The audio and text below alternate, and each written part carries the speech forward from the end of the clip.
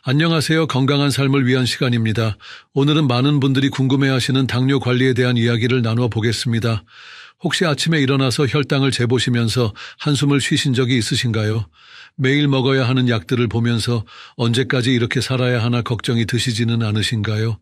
오늘 말씀드릴 내용은 실제로 당뇨약을 끊고 혈당을 정상화하신 분들의 생생한 경험담입니다. 이분들이 어떻게 3개월이라는 짧은 시간 안에 놀라운 변화를 이뤄내셨는지 그 방법을 자세히 알려드리겠습니다. 먼저 중요한 말씀을 드리겠습니다.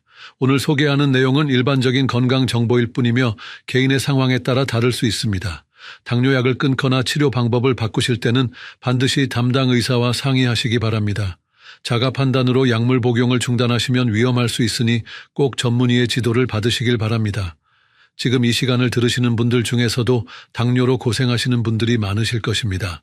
국민건강보험공단 자료를 보면 60세 이상 어르신 중에서 약 45%가 당뇨병이나 당뇨 전 단계를 겪고 계신다고 합니다.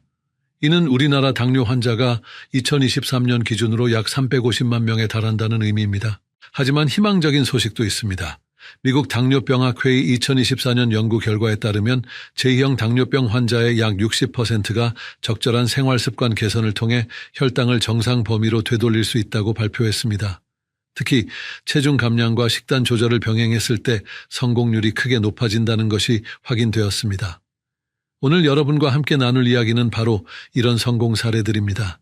실제로 당뇨를 극복하신 분들의 경험을 통해 여러분도 건강한 삶을 되찾으실 수 있는 방법을 찾아보시기 바랍니다. 끝까지 들어주시면 분명히 도움이 되실 것입니다. 지금 구독 버튼과 좋아요 버튼을 눌러주시면 더 많은 건강 정보를 받아보실 수 있습니다. 첫 번째로 소개해드릴 분은 올해 66세이신 박모님의 이야기입니다. 박님은 12년 동안 당뇨약을 복용해 오셨습니다. 아침마다 메트포르민이라는 혈당 강화제를 복용하시고 저녁에는 인슐린 주사를 맞으시는 일상이 계속되었습니다. 메트포르민은 간에서 포도당 생성을 억제하고 근육에서 포도당 흡수를 돕는 약물입니다. 인슐린은 우리 몸에서 혈당을 조절하는 호르몬을 인공적으로 보충하는 주사입니다. 박님은 처음에는 약물 치료만으로도 충분하다고 생각하셨습니다. 의사 선생님께서 처방해 주신 약을 꾸준히 먹고 정기 검진만 받으면 된다고 여기셨지요. 하지만 시간이 지나면서 상황이 점점 나빠지기 시작했습니다. 공복 혈당이 150을 넘나들었고 식후 혈당은 200을 훌쩍 넘어가는 날들이 많아졌습니다. 더 큰 문제는 합병증의 징후들이 나타나기 시작한 것이었습니다. 발가락 끝이 저리고 감각이 둔해지는 당뇨성 신경병증이 시작되었습니다. 눈도 뿌옇게 보이는 날들이 많아져서 안과에서 검사를 받아보니 당뇨성 망막병증 초기 단계라는 진단을 받으셨습니다. 당뇨성 망막병증은 높은 혈당이 눈의 혈관을 손상시켜 시력을 잃을 수 있는 무서운 합병증입니다. 박님은 그때서야 심각성을 깨달으셨다고 합니다. 밤마다 잠들기 전에 이런 생각이 드셨다고 하더군요. 이대로 가다가는 실명할 수도 있고 발을 잘라야 할 수도 있다는 두려움이 밀려왔다고 합니다. 손자들의 얼굴을 제대로 볼 수 없게 될까봐 걱정이 되어 잠을 이루지 못하는 날들이 계속되었습니다. 그러던 어느 날 박님은 우연히 당뇨 완치에 성공했다는 지인의 이야기를 들으셨습니다.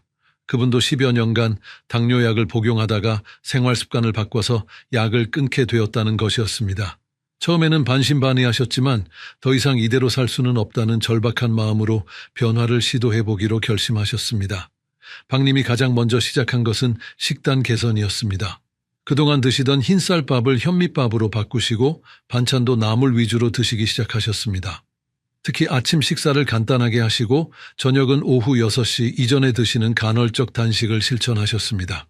간헐적 단식은 일정 시간 동안 음식 섭취를 제한하여 인슐린 감수성을 높이는 방법입니다. 두 번째로는 규칙적인 운동을 시작하셨습니다. 매일 아침 30분씩 빠르게 걷기를 하시고 저녁에는 집에서 간단한 근력 운동을 하셨습니다. 처음에는 10분도 걷기 힘드셨지만 점차 시간을 늘려가면서 지금은 1시간도 거뜬히 걸으실 수 있게 되셨습니다. 세 번째로는 스트레스 관리에 신경을 쓰셨습니다. 명상과 복식 호흡을 배우셔서 매일 실천하셨고 충분한 수면을 취하려고 노력하셨습니다. 스트레스는 코르티솔이라는 호르몬을 증가시켜 혈당을 높이는 주요 원인 중 하나이기 때문입니다.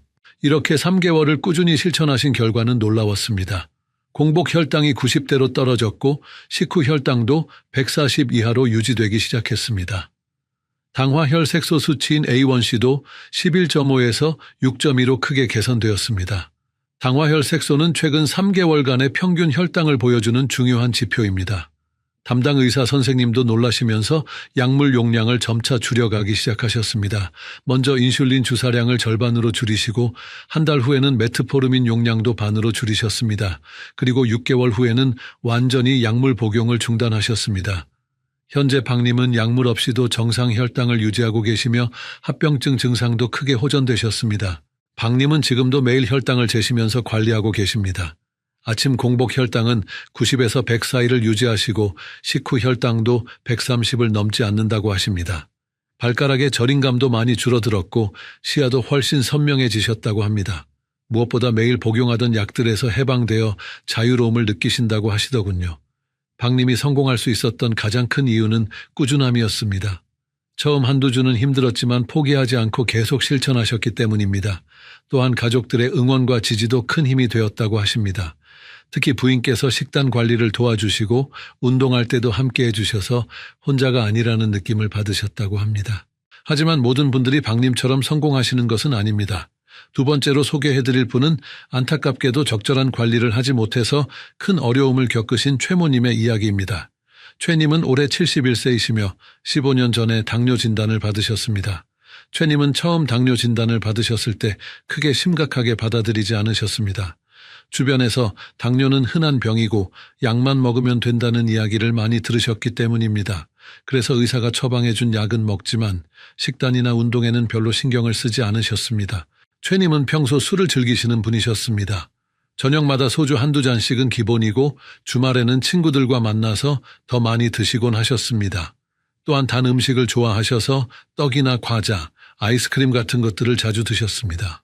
당뇨 환자에게는 금기인 음식들이었지만 인생의 즐거움까지 포기할 수는 없다고 생각하셨습니다. 운동은 거의 하지 않으셨습니다. 젊을 때 몸을 많이 써서 일했으니 이제는 쉬어야 한다고 생각하셨고 집에서 텔레비전을 보며 보내는 시간이 대부분이었습니다. 혈당 측정도 병원에 갈 때만 하셨고 집에서 따로 재보시지는 않으셨습니다. 이렇게 몇 년이 지나면서 최님의 상태는 점점 악화되기 시작했습니다. 정기 검진에서 당화혈색소 수치가 9에서 10으로 다시 11로 계속 올라갔습니다. 의사 선생님께서는 약물을 추가하고 용량을 늘리셨지만 근본적인 생활 습관이 바뀌지 않아 효과가 제한적이었습니다. 그러던 중 최님에게 첫 번째 큰 문제가 발생했습니다. 발가락에 작은 상처가 생겼는데 당뇨로 인한 혈액순환 장애와 면역력 저하로 상처가 잘 낫지 않았습니다. 처음에는 단순히 상처 정도로 생각하고 집에서 연고만 발랐는데 상처가 점점 커지고 고름이 나기 시작했습니다. 병원에 가서 검사를 받아보니 당뇨성 족부궤양이라는 진단을 받으셨습니다. 당뇨성 족부궤양은 높은 혈당으로 인해 발의 혈관과 신경이 손상되어 생기는 심각한 합병증입니다. 혈액순환이 잘 되지 않아 상처가 잘 낫지 않고 감염이 될 위험도 매우 높습니다. 의사 선생님께서는 즉시 입원 치료가 필요하다고 하셨습니다. 항생제 치료와 함께 상처 부위를 매일 소독하고 드레싱을 교체해야 했습니다. 한 달 가까이 입원하셔서 치료를 받으신 끝에 다행히 발가락은 보존할 수 있었지만 의사 선생님께서는 앞으로 이런 일이 재발할 가능성이 높다고 경고하셨습니다. 퇴원 후에도 최님의 고생은 계속되었습니다. 발의 감각이 많이 둔해져서 걸을 때마다 불안함을 느끼셨습니다. 또한 시야가 점점 흐려지기 시작했습니다. 안과에서 검사를 받아보니 당뇨성 망막병증이 상당히 진행된 상태였습니다.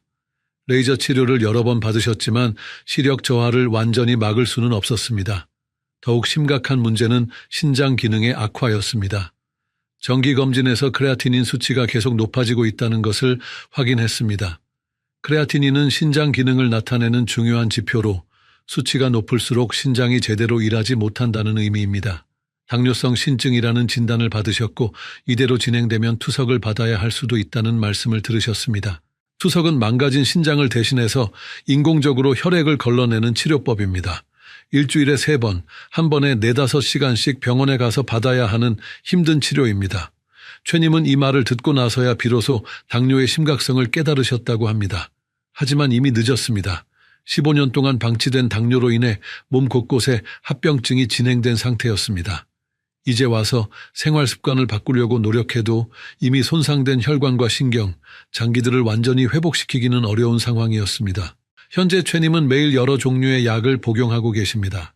혈당 강화제는 3가지나 드시고 혈압약과 콜레스테롤 약도 함께 드시고 있습니다. 인슐린 주사도 하루에 2번씩 맞고 계시고 정기적으로 안과와 신장내과 진료도 받고 계십니다. 무엇보다 힘든 것은 일상생활의 제약입니다. 시력이 나빠져서 책을 읽거나 텔레비전을 보는 것도 힘들어지셨습니다. 발의 감각이 둔해져서 걸을 때마다 조심해야 하고 조금만 무리해도 쉽게 피곤해지십니다. 가족들에게 부담을 주는 것 같아서 마음도 무겁다고 하십니다. 최님은 지금도 후회하고 계십니다. 처음 당뇨 진단을 받았을 때 조금만 더 신경 썼더라면, 의사 선생님 말씀을 제대로 들었더라면 이렇게 되지 않았을 것이라고 말입니다. 특히 운동과 식단 관리의 중요성을 깨닫지 못했던 것이 가장 큰 실수였다고 하십니다. 최님의 사례를 통해 우리가 알 수 있는 것은 당뇨는 절대 가볍게 봐서는 안 되는 질병이라는 것입니다. 초기에 적절히 관리하지 않으면 돌이킬 수 없는 합병증으로 이어질 수 있습니다. 하지만 반대로 말하면 초기에 제대로 관리하면 충분히 극복할 수 있는 질병이기도 합니다. 이제 당뇨가 우리 몸에서 어떤 일을 일으키는지 자세히 알아보겠습니다. 당뇨병은 우리 몸이 포도당을 제대로 처리하지 못하는 병입니다. 포도당은 우리 몸의 주요 에너지원인데 이것이 세포로 들어가려면 인슐린이라는 호르몬이 필요합니다. 인슐린은 마치 열쇠와 같은 역할을 합니다. 세포의 문을 열어주어 포도당이 들어갈 수 있게 해주는 것이지요. 그런데 제2형 당뇨병에서는 이 인슐린이 제대로 작동하지 않습니다. 인슐린은 충분히 만들어지지만 세포들이 인슐린에 반응하지 않는 인슐린 저항성이 생기는 것입니다. 인슐린 저항성이 생기는 주요 원인은 복부 비만입니다. 특히 내장 지방이 많이 쌓이면 염증 물질들이 분비되어 인슐린의 작용을 방해합니다. 이런 상황이 계속되면 췌장은 더 많은 인슐린을 만들려고 애쓰지만 결국 지쳐서 인슐린 분비량이 줄어들게 됩니다. 혈당이 높아지면 우리 몸 곳곳에 문제가 시작됩니다. 첫째, 혈관이 손상됩니다. 높은 혈당은 혈관벽을 상하게 하고 혈액을 끈끈하게 만들어 혈액순환을 방해합니다. 이로 인해 심장병, 뇌졸중, 말초혈관 질환 등이 생길 위험이 높아집니다. 둘째, 신경이 손상됩니다. 당뇨성 신경병증이라고 하는데 주로 발가락이나 손가락 끝부터 시작해서 점차 위쪽으로 올라갑니다. 저리고 아프거나 반대로 감각이 둔해지기도 합니다. 심한 경우에는 화상을 입거나 상처가 생겨도 모를 수 있어서 위험합니다. 셋째, 눈의 혈관이 손상됩니다. 당뇨성 망막병증이라고 하는데 망막에 작은 혈관들이 터지거나 막히면서 시야가 흐려지고 심한 경우 실명할 수도 있습니다. 우리나라에서 실명의 주요 원인 중 하나가 바로 당뇨성 망막병증입니다. 넷째, 신장이 손상됩니다. 당뇨성 신증이라고 하는데 신장의 미세한 혈관들이 손상되어 노폐물을 제대로 걸러내지 못하게 됩니다. 진행되면 투석이나 신장 이식이 필요할 수 있습니다. 다섯째, 면역력이 떨어집니다. 높은 혈당은 백혈구의 기능을 떨어뜨려 감염에 취약하게 만듭니다. 특히 발의 상처는 잘 낫지 않고 쉽게 감염되어 심한 경우 절단까지 해야 할 수 있습니다. 이렇듯 당뇨는 단순히 혈당만 높아지는 것이 아니라 우리 몸 전체에 영향을 미치는 전신질환입니다. 하지만 다행히도 이 모든 것들은 혈당을 잘 관리하면 예방하거나 진행을 늦출 수 있습니다. 키포인트는 조기 발견과 적극적인 관리입니다. 그럼 이제 구체적인 해결책들을 알아보겠습니다. 첫 번째 해결책은 올바른 식단 관리입니다. 당뇨 관리에서 가장 중요한 것이 바로 식단입니다. 무엇을 언제 얼마나 먹느냐에 따라 혈당이 크게 달라지기 때문입니다. 가장 중요한 원칙은 혈당 지수가 낮은 음식을 선택하는 것입니다. 혈당 지수란 음식을 먹은 후 혈당이 얼마나 빨리 올라가는지를 나타내는 지표입니다. 혈당 지수가 높은 음식은 혈당을 급격히 올림으로 피해야 하고 낮은 음식은 혈당을 천천히 올림으로 권장됩니다. 흰쌀밥 대신 현미밥이나 잡곡밥을 드시기 바랍니다. 흰쌀밥의 혈당 지수는 89인 반면 현미밥은 56으로 훨씬 낮습니다. 또한 식이섬유가 풍부해서 포만감도 오래 지속됩니다. 처음에는 맛이 없게 느껴질 수 있지만 천천히 비율을 늘려가시면 적응하실 수 있습니다. 빵을 드실 때도 흰빵보다는 통밀빵이나 호밀빵을 선택하시기 바랍니다. 면류도 마찬가지로 흰 국수보다는 메밀국수나 현미국수가 좋습니다. 이런 통곡물들은 혈당을 천천히 올리고 각종 비타민과 미네랄도 풍부합니다. 단백질 섭취도 중요합니다. 단백질은 혈당을 거의 올리지 않으면서 포만감을 주고 근육량 유지에도 도움이 됩니다. 생선, 닭가슴살, 두부, 콩류 등을 충분히 드시기 바랍니다. 특히 등푸른 생선에는 오메가3 지방산이 풍부해서 염증을 줄이고 인슐린 감수성을 높이는 데 도움이 됩니다. 채소는 하루에 5가지 이상의 색깔을 드시도록 하십시오. 녹색 채소인 시금치, 브로콜리, 양배추, 빨간색 채소인 토마토, 당근, 파프리카, 보라색 채소인 가지, 양파 등을 골고루 드시면 됩니다. 채소에는 식이섬유와 항산화 성분이 풍부해서 혈당 조절과 합병증 예방에 도움이 됩니다. 과일도 적당량은 드셔도 됩니다. 다만 혈당 지수가 낮은 과일을 선택하시기 바랍니다. 사과, 배, 오렌지, 자몽, 베리류 등이 좋습니다. 바나나, 수박, 파인애플 같은 당분이 많은 과일은 피하시는 것이 좋습니다. 과일을 드실 때는 식사와 함께 드시지 마시고 간식으로 소량씩 드시기 바랍니다. 가장 중요한 것은 식사 시간과 양을 규칙적으로 하는 것입니다. 하루 3끼를 일정한 시간에 드시고 과식하지 않도록 주의하시기 바랍니다. 한 끼에 너무 많이 드시면 혈당이 급격히 올라갈 수 있습니다. 대신 소량씩 여러 번 나누어 드시는 것이 좋습니다. 간헐적 단식도 도움이 됩니다. 저녁 6시 이후에는 음식을 드시지 마시고 다음날 아침까지 14시간에서 16시간 정도 공복을 유지하시는 것입니다. 이렇게 하면 인슐린 감수성이 높아지고 체중 감량에도 도움이 됩니다. 다만 처음부터 무리하지 마시고 점차 시간을 늘려가시기 바랍니다. 물을 충분히 드시는 것도 중요합니다. 하루에 8잔 이상의 물을 드시면 혈액순환이 좋아지고 신장 건강에도 도움이 됩니다. 다만 단 음료수나 과일 주스는 피하시고 맹물이나 무가당 차를 드시기 바랍니다. 두 번째 해결책은 규칙적인 운동입니다. 운동은 당뇨 관리에 있어서 식단만큼이나 중요합니다. 운동을 하면 근육에서 포도당을 많이 소모하게 되어 혈당이 자연스럽게 내려갑니다. 또한 인슐린 감수성도 높아져서 같은 양의 인슐린으로도 더 효과적으로 혈당을 조절할 수 있습니다. 유산소 운동과 근력 운동을 병행하시는 것이 가장 좋습니다. 유산소 운동으로는 걷기, 자전거 타기, 수영 등이 있습니다. 특히 걷기는 누구나 쉽게 할 수 있고 부상 위험도 적어서 가장 권장되는 운동입니다. 처음에는 하루 15분부터 시작해서 점차 30분, 45분까지 늘려가시기 바랍니다. 걷기 운동을 할 때는 중간 정도의 강도로 하시는 것이 좋습니다. 옆 사람과 대화할 수 있을 정도의 속도로 걸으시면 됩니다. 너무 천천히 걸으면 효과가 적고 너무 빨리 걸으면 오래 지속하기 어렵습니다. 일주일에 최소 5번은 하시기 바랍니다. 근력 운동도 매우 중요합니다. 근육량이 늘어나면 기초대사량이 높아져서 평상시에도 더 많은 칼로리를 소모하게 됩니다. 또한 근육은 포도당을 저장하는 주요 장소이므로 근육량이 많을수록 혈당 조절에 유리합니다. 집에서 할 수 있는 간단한 근력 운동부터 시작하시기 바랍니다. 스쿼트, 팔굽혀펴기, 플랭크 등을 하루에 10분 정도씩 하시면 됩니다. 처음에는 각각 5번씩 3세트부터 시작해서 점차 횟수를 늘려가시기 바랍니다. 무리하지 마시고 자신의 체력에 맞게 조절하시는 것이 중요합니다. 운동할 때 주의사항도 있습니다. 혈당이 300 이상으로 매우 높거나 반대로 70 이하로 낮을 때는 운동을 피하시기 바랍니다. 운동 전후에는 반드시 혈당을 측정하시고 저혈당 증상이 나타나면 즉시 당분을 섭취하시기 바랍니다. 발에 상처가 있거나 시력이 많이 나쁘신 분들은 의사와 상의 후에 운동하시기 바랍니다.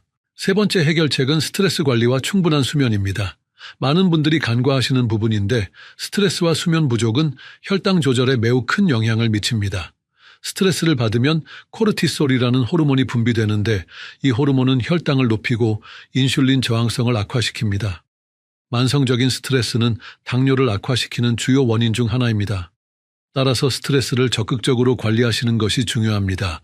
명상, 요가, 복식호흡 등이 도움이 됩니다. 하루에 10분 정도만이라도 조용한 곳에서 깊게 숨을 쉬며 마음을 가라앉히는 시간을 가지시기 바랍니다. 취미 활동도 스트레스 해소에 좋습니다. 독서, 음악 감상, 그림 그리기, 원예 등 자신이 즐길 수 있는 활동을 하시면 됩니다. 가족이나 친구들과 즐거운 시간을 보내는 것도 중요합니다. 웃음은 스트레스 호르몬을 줄이고 면역력을 높이는 효과가 있습니다. 수면도 매우 중요합니다. 수면이 부족하면 성장 호르몬 분비가 줄어들고 코르티솔 분비가 증가하여 혈당 조절이 어려워집니다. 또한 식욕을 조절하는 호르몬에도 영향을 미쳐 과식을 하게 될 위험이 높아집니다. 하루에 7시간에서 8시간 정도의 충분한 수면을 취하시기 바랍니다. 규칙적인 수면 패턴을 유지하는 것도 중요합니다.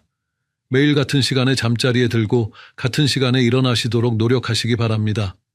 잠자리에 들기 2-3시간 전에는 음식을 드시지 마시고 카페인이나 알코올도 피하시기 바랍니다. 잠자리 환경도 중요합니다. 방을 어둡고 시원하게 유지하시고 편안한 침구를 사용하시기 바랍니다. 잠자리에서는 스마트폰이나 텔레비전을 보지 마시고 대신 가벼운 독서나 명상을 하시는 것이 좋습니다. 이제 계절별, 질환별 주의사항에 대해 말씀드리겠습니다. 당뇨 관리는 계절에 따라서도 달라져야 합니다. 여름철에는 더위로 인해 탈수가 되기 쉽고 이는 혈당을 높일 수 있습니다. 충분한 수분 섭취가 특히 중요하며 시원한 곳에서 운동하시기 바랍니다. 또한 여름철에는 식욕이 떨어져서 끼니를 거르기 쉬운데 이는 혈당 변동을 크게 만들 수 있으므로 주의하시기 바랍니다. 겨울철에는 활동량이 줄어들고 실내에 있는 시간이 많아집니다. 의식적으로 실내에서라도 운동을 하시고 비타민 D 부족에 주의하시기 바랍니다. 비타민 D는 인슐린 감수성과 관련이 있으므로 겨울철에는 보충제를 드시는 것도 고려해 보시기 바랍니다. 감기나 독감에 걸렸을 때는 혈당 관리가 더욱 어려워집니다. 감염으로 인한 스트레스가 혈당을 높이기 때문입니다. 아프실 때는 평소보다 혈당을 더 자주 측정하시고 수분 섭취를 늘리시기 바랍니다. 식욕이 없더라도 소량씩이라도 규칙적으로 드시는 것이 중요합니다. 약물 복용 시기도 중요합니다. 혈당 강화제는 대부분 식사 30분 전에 복용하시는 것이 좋습니다. 이렇게 하면 식사 후 혈당 상승을 효과적으로 억제할 수 있습니다. 다만 약물마다 복용법이 다르므로 의사나 약사의 지시를 정확히 따르시기 바랍니다. 인슐린을 사용하시는 분들은 주사 부위를 돌아가면서 맞으시기 바랍니다. 같은 부위에 계속 맞으면 지방이 뭉치거나 흉터가 생겨서 인슐린 흡수가 불규칙해질 수 있습니다. 복부, 팔, 허벅지를 번갈아 가며 사용하시고 주사기는 한 번만 사용하시기 바랍니다. 혈압약이나 콜레스테롤 약을 함께 복용하시는 분들이 많으실 텐데 이런 약들도 당뇨 관리에 중요합니다. 당뇨 환자는 심혈관 질환의 위험이 높기 때문에 혈압과 콜레스테롤을 함께 관리하는 것이 필요합니다. 약물 복용을 절대 임의로 중단하지 마시고 부작용이 있으면 즉시 의사와 상의하시기 바랍니다. 이제 여러분들이 자주 궁금해하시는 질문들에 대해 답변해 드리겠습니다. 첫 번째 질문은 당뇨가 있어도 과일을 먹어도 되는지에 대한 것입니다. 과일에는 천연 당분이 들어있어서 혈당을 올릴 수 있지만 완전히 금지할 필요는 없습니다. 중요한 것은 종류와 양 그리고 섭취 시기입니다. 혈당 지수가 낮은 과일을 선택하시기 바랍니다. 사과, 배, 오렌지, 자몽, 딸기, 블루베리 등이 좋습니다. 반면 바나나, 포도, 수박, 파인애플 등은 당분이 많아서 제한하시는 것이 좋습니다. 양은 하루에 주먹 크기 정도로 제한하시고 식사와 함께 드시지 마시고 간식으로 따로 드시기 바랍니다. 과일 주스는 피하시는 것이 좋습니다. 주스로 만들면 식이섬유는 제거되고 당분만 농축되어서 혈당을 급격히 올릴 수 있습니다. 과일을 드실 때는 반드시 통째로 드시기 바랍니다. 두 번째 질문은 현미밥과 흰쌀밥의 차이에 대한 것입니다. 현미밥이 흰쌀밥보다 혈당 지수가 낮은 것은 맞지만 현미밥이라고 해서 무제한 드셔도 되는 것은 아닙니다. 현미밥도 탄수화물이므로 적당량만 드시는 것이 중요합니다. 현미밥의 장점은 식이섬유가 풍부해서 혈당 상승을 늦춘다는 것입니다. 또한 비타민 B1과 마그네슘 등의 영양소도 더 많이 들어 있습니다. 하지만 처음부터 현미밥으로 바꾸면 적응이 어려울 수 있으므로 흰쌀과 현미를 3대7 정도로 섞어서 시작하시고 점차 현미 비율을 늘려가시기 바랍니다. 세 번째 질문은 운동 전후 혈당 관리에 대한 것입니다. 운동 전에는 혈당이 100에서 200 사이에 있는지 확인하시기 바랍니다. 100 이하로 낮으면 저혈당의 위험이 있으므로 간식을 드신 후에 운동하시고 200 이상으로 높으면 운동을 잠시 미루시는 것이 좋습니다. 운동 중에 어지럽거나 식은땀이 나면 저혈당 증상일 수 있으므로 즉시 운동을 중단하고 당분을 섭취하시기 바랍니다. 운동 후에도 혈당을 측정해서 변화를 확인하시고 만약 계속 떨어지는 추세라면 간식을 드시기 바랍니다. 네 번째 질문은 당뇨약을 언제 끊을 수 있는지에 대한 것입니다. 이는 매우 중요한 문제로 반드시 의사와 상의해서 결정해야 합니다. 일반적으로 당화혈색소가 6.5 이하로 3개월 이상 유지되고 공복 혈당이 90에서 100 사이를 꾸준히 유지할 때 약물 감량을 고려할 수 있습니다. 하지만 이것도 개인차가 있습니다.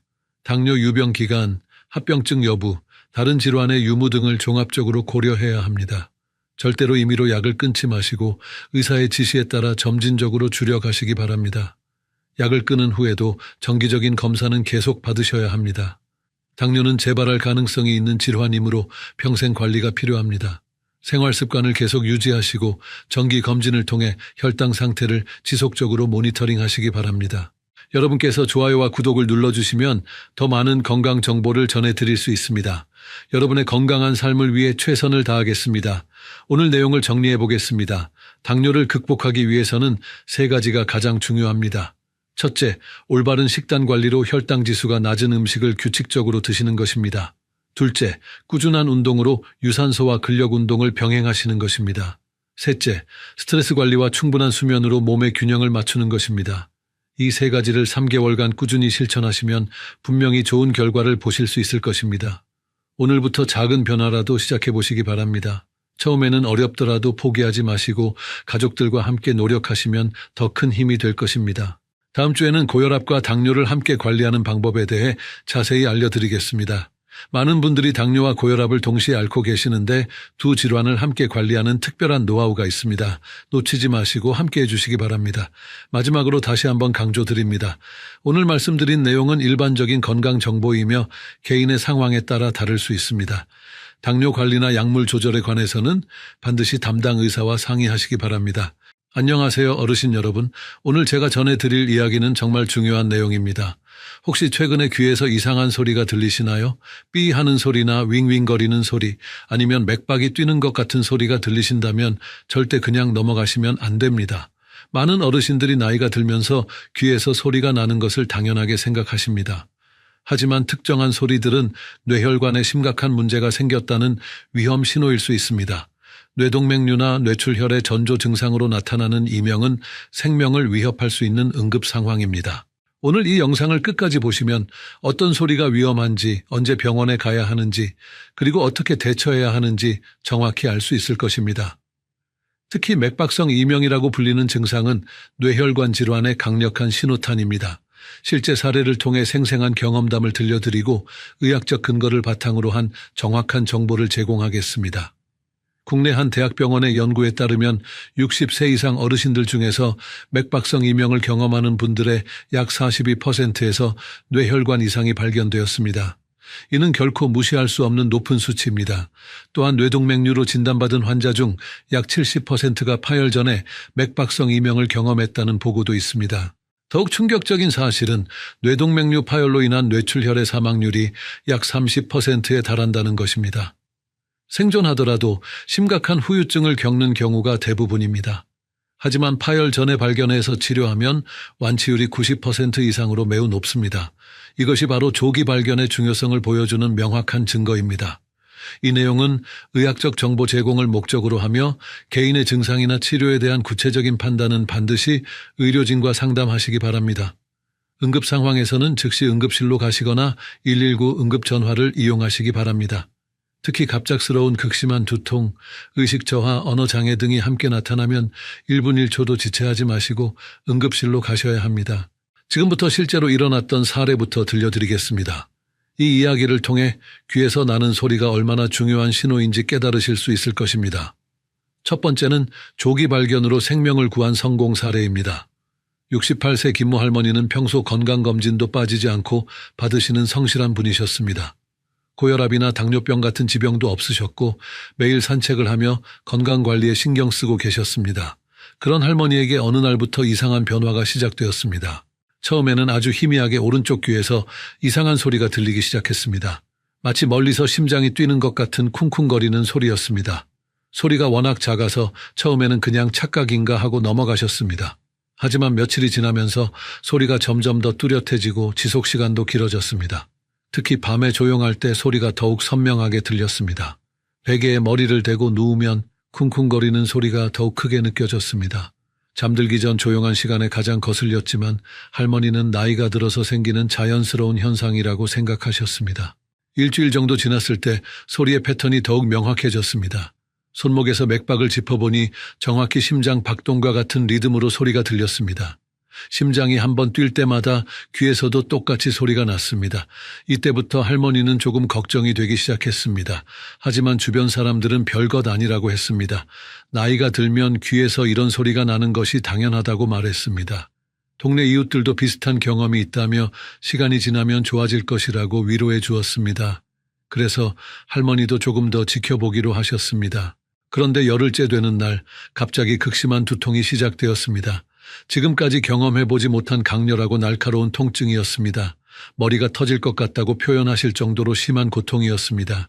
동시에 어지럼증과 메스꺼움도 함께 나타났습니다. 할머니는 처음에 단순한 두통이라고 생각하고 집에서 두통약을 드셨습니다. 하지만 통증이 전혀 가라앉지 않았고 오히려 더 심해졌습니다. 구토 증상까지 나타나면서 몸을 가누기 어려워졌습니다. 이때 할머니의 딸이 집에 들렀다가 어머니의 이상한 상태를 발견했습니다. 딸은 즉시 어머니를 응급실로 모셨습니다. 응급실에서 신경학적 검사를 받은 후 뇌 컴퓨터 단층 촬영과 뇌혈관 조영술을 시행했습니다. 검사 결과 우측 중대 뇌동맥에 약 7mm 크기의 뇌동맥류가 발견되었습니다. 바로 그 맥박성 이명이 뇌동맥류가 커지면서 나타난 증상이었던 것입니다. 의료진은 동맥류의 크기와 위치를 고려하여 즉시 응급수술을 결정했습니다. 뇌동맥류 클리핑 수술이라는 방법으로 두개골을 열고 동맥류 목 부분에 작은 클립을 걸어서 혈류를 차단했습니다. 수술은 4시간 동안 진행되었고 성공적으로 끝났습니다. 수술 후 할머니는 중환자실에서 이틀간 집중 관리를 받으셨습니다. 의식은 수술 다음 날부터 완전히 회복되었고 신경학적 이상도 전혀 없었습니다. 일주일 후 일반 병동으로 옮겨져서 재활치료를 받으셨습니다. 퇴원할 때까지 어떤 합병증도 없었고 완전히 회복되셨습니다.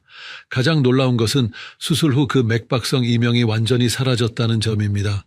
수술 전까지 계속 들렸던 그 거슬리는 소리가 깨끗하게 없어졌습니다. 이는 그 소리가 정말로 뇌동맥류 때문에 발생한 것이었음을 증명해 주었습니다. 만약 할머니가 그 맥박성 이명을 무시하고 병원에 가지 않았다면 어떻게 되었을까요? 뇌동맥류가 계속 커져서 결국 터졌을 것입니다. 그랬다면 대량 뇌출혈로 인해 생명을 잃거나 심각한 후유증을 겪으셨을 것입니다. 하지만 딸의 재빠른 판단과 의료진의 신속한 치료 덕분에 완전히 회복할 수 있었습니다. 할머니는 지금도 그때를 생각하면 아찔하다고 하십니다. 단순히 귀에서 나는 소리였지만 그것이 생명을 구하는 중요한 신호였다는 것을 깨달았기 때문입니다. 현재는 정기적으로 검사를 받으면서 건강하게 지내고 계십니다. 그런데 안타깝게도 모든 분들이 김할머니처럼 운이 좋은 것은 아닙니다. 다음 사례는 정반대의 결과를 보여줍니다. 같은 증상을 겪었지만 적절히 대처하지 못해서 비극적인 결과를 맞은 경우입니다. 72세 박모 할아버지는 젊었을 때부터 몸이 튼튼하기로 소문난 분이셨습니다. 평생 큰 병 없이 지내셨고 은퇴 후에도 텃밭 가꾸기를 즐기며 활발하게 생활하고 계셨습니다. 고혈압이나 당뇨병 같은 만성 질환도 없었고 정기 건강검진에서도 항상 좋은 결과를 받으셨습니다. 그런 할아버지에게 어느 날부터 이상한 증상이 나타나기 시작했습니다. 왼쪽 귀에서 쉬익하는 바람소리 같은 것이 들리기 시작한 것입니다. 때로는 맥박이 뛰는 소리 같기도 하고 때로는 물이 흐르는 소리 같기도 했습니다. 소리의 강도는 그리 크지 않았지만 지속적으로 들렸습니다. 할아버지는 이런 증상을 별로 심각하게 생각하지 않으셨습니다. 나이가 70이 넘었으니 이런 일이 생기는 게 당연하다고 여기셨습니다. 주변 친구들도 나이 들면 귀에서 소리가 나는 것이 흔한 일이라고 말했습니다. 그래서 굳이 병원에 갈 필요를 느끼지 못하셨습니다. 일주일이 지나면서 소리가 조금 더 뚜렷해졌습니다. 특히 새벽이나 밤늦은 시간에 조용할 때 더욱 선명하게 들렸습니다. 가족들이 물어봐도 별것 아니라고 대답하셨습니다. 병원에 가자는 가족들의 권유도 귀찮다며 거절하셨습니다. 2주가 지나면서 소리의 패턴이 더욱 분명해졌습니다. 손목의 맥박을 재어보니 정확히 심장 박동과 일치하는 리듬이었습니다. 이제는 낮에도 소리가 들렸고 집중하기 어려울 정도로 거슬렸습니다. 하지만 할아버지는 여전히 참고 견디셨습니다. 가족들이 계속 병원에 가자고 권했지만 할아버지는 완강히 거부하셨습니다. 평생 병원 신세를 지지 않고 살아왔는데 이제 와서 병원에 갈 필요가 없다고 하셨습니다. 또한 코로나 시기라서 병원에 가는 것을 꺼리는 마음도 있으셨습니다. 3주째가 되면서 소리가 더욱 커지고 빈번해졌습니다. 밤에 잠들기 어려울 정도였지만 할아버지는 이것도 나이 탓이라고 생각하셨습니다. 수면 부족으로 인해 낮에 피곤함을 느끼셨지만 그냥 참고 지내셨습니다. 한 달이 지난 어느 날 새벽 할아버지가 화장실에 가려다가 갑자기 쓰러지셨습니다. 옆에서 주무시던 할머니가 이상한 소리를 듣고 깨어나 보니 할아버지가 바닥에 쓰러져 계셨습니다. 의식을 잃은 상태였고 호흡도 불규칙했습니다. 할머니가 급히 119에 신고하고 구급차를 불렀습니다. 응급실에 도착했을 때 할아버지는 깊은 혼수 상태였습니다. 즉시 뇌 컴퓨터 단층 촬영을 시행한 결과 좌측 중대 뇌동맥 부위에 대량 뇌출혈이 발견되었습니다. 뇌동맥류가 터져서 뇌 속에 다량의 피가 고인 상태였습니다. 그동안 들렸던 그 맥박성 이명이 바로 이 뇌동맥류가 점점 커지면서 나타난 경고 신호였던 것입니다. 하지만 이미 때는 늦었습니다. 뇌압이 급격히 상승해서 뇌 기능에 심각한 손상이 생긴 상태였습니다. 의료진은 응급수술을 시행했습니다. 두개골을 열고 혈종을 제거하는 동시에 터진 동맥류를 클리핑으로 처리했습니다. 수술은 6시간에 걸쳐 진행되었습니다. 하지만 이미 뇌 손상이 너무 심각한 상태였습니다. 수술 후에도 할아버지는 의식을 회복하지 못하셨습니다. 뇌압을 낮추기 위한 약물 치료와 인공호흡기 치료를 받으셨지만 반응이 없었습니다. 2주 동안 중환자실에서 집중치료를 받으셨지만 상태는 호전되지 않았습니다. 결국 할아버지는 식물인간 상태가 되셨습니다. 숨은 쉬지만 의식이 없고 자발적인 움직임도 없는 상태입니다. 현재는 요양병원에서 가족들의 돌봄을 받으며 지내고 계십니다. 회복 가능성은 거의 없다고 의사들은 말씀하셨습니다. 만약 할아버지가 처음 맥박성 이명 증상을 느꼈을 때 병원에 갔다면 어떻게 되었을까요? 김 할머니처럼 조기에 발견해서 예방적 수술로 완치할 수 있었을 것입니다. 하지만 그 소중한 기회를 놓치면서 돌이킬 수 없는 비극을 맞게 된 것입니다. 이제 여러분들도 아시겠지만 귀에서 들리는 소리를 절대 가볍게 여기면 안 됩니다. 특히 맥박과 같은 리듬으로 들리는 소리는 즉시 병원에 가셔야 합니다. 조기 발견이 생명을 구할 수 있습니다. 그렇다면 정확히 어떤 소리가 위험한 신호일까요? 왜 이런 소리가 들리는 것일까요? 우리 몸속에서 일어나는 변화를 자세히 알아보겠습니다. 먼저 정상적인 이명과 위험한 이명을 구분해야 합니다. 일반적인 이명은 삐하는 소리나 윙윙거리는 소리가 지속적으로 들리는 것입니다. 이런 소리는 주로 청력 저하나 귀지, 중이염 같은 귀 질환과 관련이 있습니다. 대부분 생명에 위험하지 않은 증상입니다. 하지만 맥박성 이명은 완전히 다른 성격의 증상입니다. 심장이 뛸 때마다 함께 들리는 소리로 박동성 이명이라고도 부릅니다. 쿵쿵거리는 소리, 쉬익하는 바람소리 또는 물이 흐르는 소리처럼 들릴 수 있습니다. 가장 중요한 특징은 맥박과 정확히 일치하는 리듬을 가진다는 점입니다. 이 소리는 혈관 속 혈류와 직접적으로 연관되어 있습니다. 정상적인 상태에서는 뇌혈관 속 혈액이 매끄럽게 흘러가기 때문에 소리가 나지 않습니다. 하지만 혈관에 이상이 생기면 혈류의 패턴이 변하면서 소리가 발생합니다. 뇌동맥류가 생기는 과정을 이해하면 왜 소리가 나는지 알 수 있습니다. 우리 뇌혈관은 나이가 들면서 점점 노화됩니다. 혈관 벽의 탄력이 떨어지고 두께도 얇아집니다. 특히 혈관이 갈라지는 부분이나 굽어지는 부분에서는 혈류의 압력이 집중됩니다. 이런 부위에서 혈관 벽이 약해지면 마치 풍선처럼 부풀어 오르기 시작합니다. 이것이 바로 뇌동맥류입니다. 처음에는 아주 작은 돌출에서 시작하지만 시간이 지나면서 점점 커집니다. 혈압이 높거나 혈관에 무리가 가면 더욱 빠르게 성장합니다. 동맥류가 형성되면 그 부분에서 혈류의 흐름이 변합니다. 정상적인 직선 흐름 대신 소용돌이치는 난류가 생깁니다. 마치 강물이 바위를 만나서 소용돌이치는 것과 비슷합니다. 이 난류가 혈관벽을 진동시키면서 소리를 만듭니다. 이 진동이 두개골을 통해 귀로 전달되는 것이 바로 맥박성 이명입니다. 우리 머리뼈는 소리를 전달하는 매체 역할을 합니다. 특히 측두골 부분은 귀와 가까워서 뇌혈관의 소리가 잘 전달됩니다. 그래서 뇌혈관의 이상이 귀로 들리는 소리로 나타나는 것입니다. 고혈압이 있는 어르신들의 경우 더욱 주의해야 합니다. 높은 혈압으로 인해 혈관 벽에 가해지는 압력이 크기 때문에 맥박성 이명이 더 뚜렷하게 들릴 수 있습니다. 또한 지속적인 고혈압은 혈관벽을 약화시켜서 동맥류 형성의 위험을 높입니다. 당뇨병도 중요한 위험 요소입니다. 높은 혈당은 혈관벽을 손상시키고 동맥경화를 촉진합니다. 이로 인해 혈관의 탄력이 떨어지고 혈류에 이상이 생길 수 있습니다. 당뇨병이 오래된 환자일수록 뇌혈관 질환의 위험이 높아집니다. 흡연 역시 매우 위험한 요소입니다. 담배의 니코틴과 타르 성분은 혈관을 수축시키고 혈압을 높입니다. 또한 혈관 내벽을 손상시켜서 동맥류 형성을 촉진합니다. 흡연자의 뇌동맥류 위험은 비흡연자보다 3배 이상 높다는 연구 결과가 있습니다. 이제 구체적인 해결책을 알아보겠습니다. 첫 번째로 가장 중요한 것은 맥박성 이명이 들리면 즉시 병원에 가는 것입니다.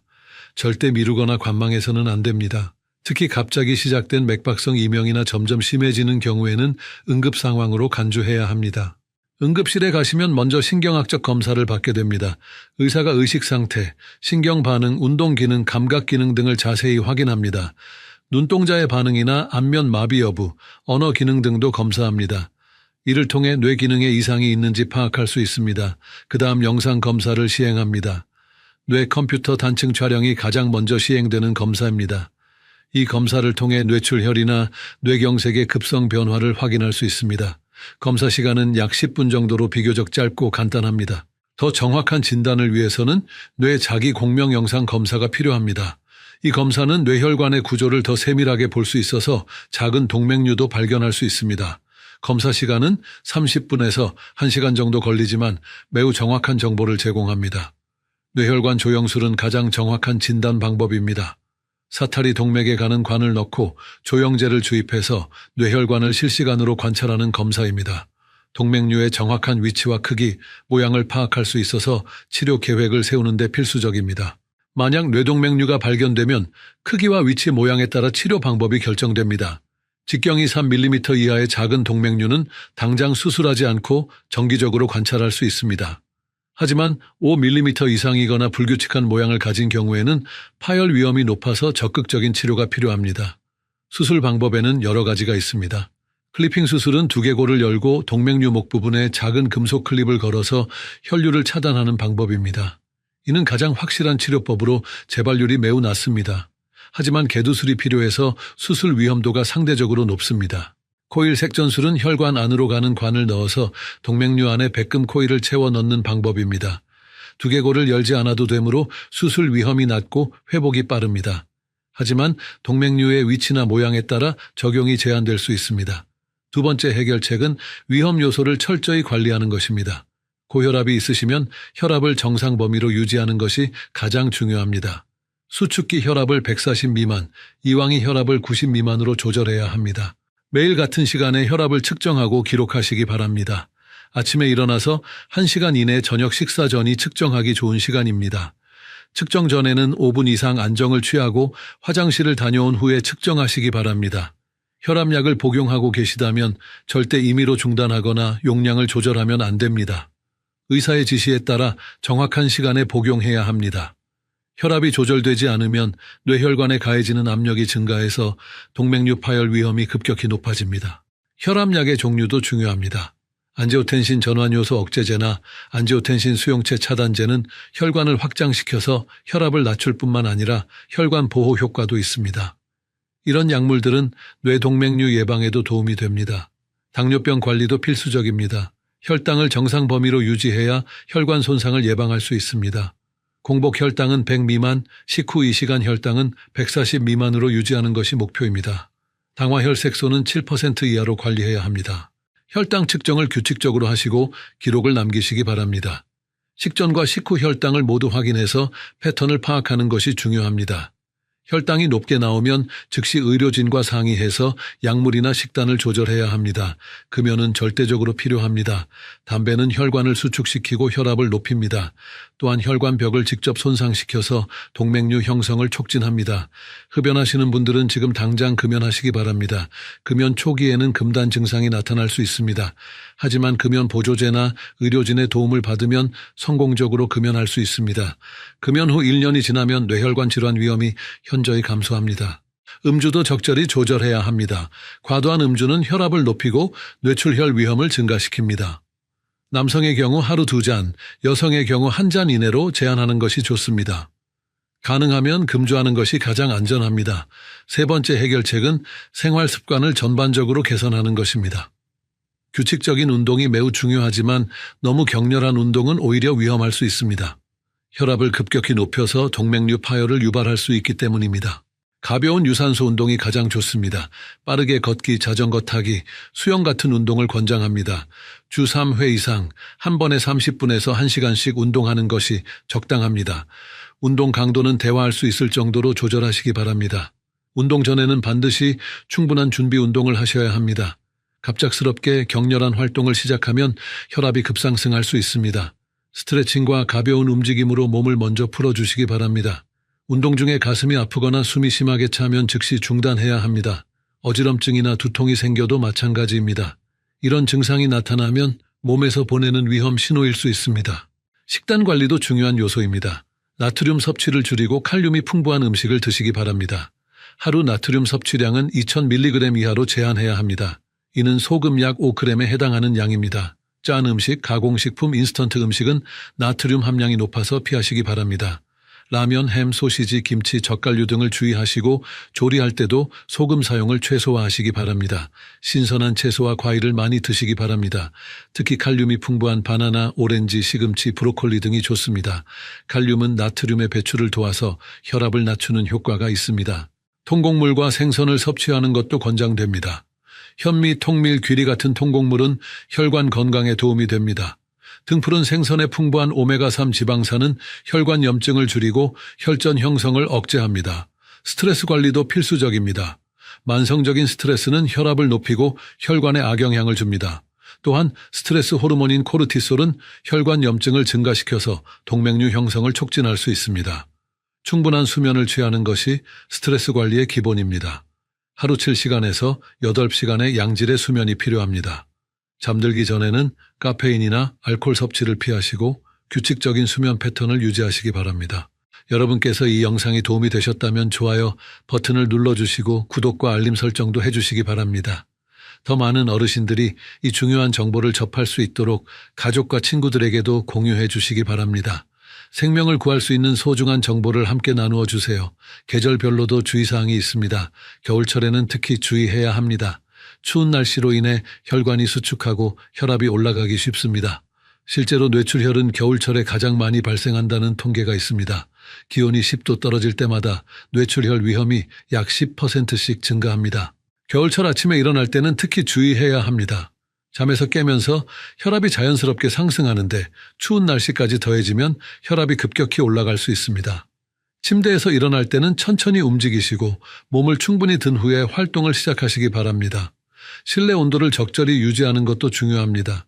실내외 온도 차이가 10도 이상 나지 않도록 하시기 바랍니다. 갑작스러운 온도 변화는 혈관에 큰 부담을 줍니다. 외출할 때는 충분히 보온하시고 목과 머리 부분을 특히 따뜻하게 하시기 바랍니다. 여름철에는 탈수에 주의해야 합니다. 더운 날씨로 인해 땀을 많이 흘리면 혈액이 농축되어 끈적해집니다. 이는 혈전 형성 위험을 높이고 혈류를 방해할 수 있습니다. 충분한 수분 섭취가 무엇보다 중요합니다. 하루 수분 섭취량을 평소보다 늘려야 합니다. 목이 마르기 전에 미리미리 물을 마시시기 바랍니다. 특히 아침에 일어나서와 잠들기 전에는 반드시 물을 마셔서 야간 탈수를 예방하시기 바랍니다. 에어컨 사용 시에는 온도 설정에 주의해야 합니다. 실내외 온도 차이를 5도 이내로 유지하시기 바랍니다. 너무 차갑게 설정하면 혈관이 급격히 수축할 수 있습니다. 약물 복용에 대해서도 중요한 주의사항이 있습니다.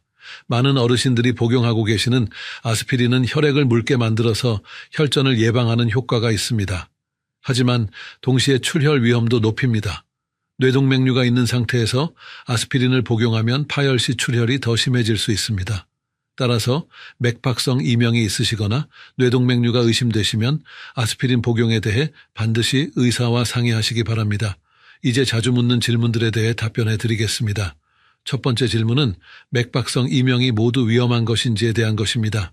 모든 맥박성 이명이 뇌동맥류를 의미하는 것은 아닙니다. 때로는 고혈압이나 빈혈, 갑상선 질환 때문에 생길 수도 있습니다. 하지만 어떤 원인이든 맥박성 이명은 검사가 필요한 증상입니다. 특히 갑자기 시작되었거나 점점 심해지는 경우 두통이나 어지럼증이 함께 나타나는 경우에는 즉시 병원에 가셔야 합니다. 단순한 이명과 구별하는 방법도 알아두시면 좋습니다. 일반적인 이명은 지속적으로 들리는 삐삐 소리나 윙윙거리는 소리입니다. 반면 맥박성 이명은 심장 박동과 정확히 일치하는 리듬을 가집니다. 맥박을 재면서 확인해 보시면 구별할 수 있습니다. 두 번째 질문은 검사 방법과 과정에 대한 것입니다. 맥박성 이명으로 병원에 가시면 어떤 검사들을 받게 되는지 궁금해하시는 분들이 많습니다. 먼저 상세한 병력 청취와 신체 검사를 받게 됩니다. 의사가 언제부터 소리가 들렸는지, 어떤 특징을 가지는지, 다른 증상은 없는지 자세히 물어봅니다. 목과 머리 부분을 청진기로 들어보기도 합니다. 혈액 검사를 통해 빈혈이나 감염, 갑상선 기능 이상, 신장 기능 등을 확인합니다. 이런 전신 질환들도 맥박성 이명의 원인이 될 수 있기 때문입니다. 혈압 측정도 여러 번 시행해서 정확한 수치를 확인합니다. 영상 검사는 단계적으로 진행됩니다. 뇌 컴퓨터 단층 촬영은 가장 먼저 시행하는 검사로 급성 뇌출혈이나 뇌경색을 확인할 수 있습니다. 뇌 자기 공명 영상 검사는 더 정밀한 검사입니다. 뇌 조직과 혈관을 매우 선명하게 볼 수 있어서 작은 병변도 발견할 수 있습니다. 뇌혈관 조영술은 가장 정확한 진단 방법입니다. 사타리 동맥이나 대퇴 동맥에 가는 관을 넣고 조영제를 주입해서 뇌혈관을 실시간으로 관찰합니다. 동맥류의 정확한 위치, 크기, 모양을 파악할 수 있고 혈류의 방향과 속도도 확인할 수 있습니다. 세 번째 질문은 치료 후, 관리와 예후에 대한 것입니다. 뇌동맥류 치료를 받으신 후에도 평생 관리가 필요한지 궁금해하시는 분들이 많습니다. 치료 후에도 정기적인 추적 검사가 반드시 필요합니다. 수술로 치료한 동맥류가 재발할 가능성은 낮지만 완전히 없는 것은 아닙니다.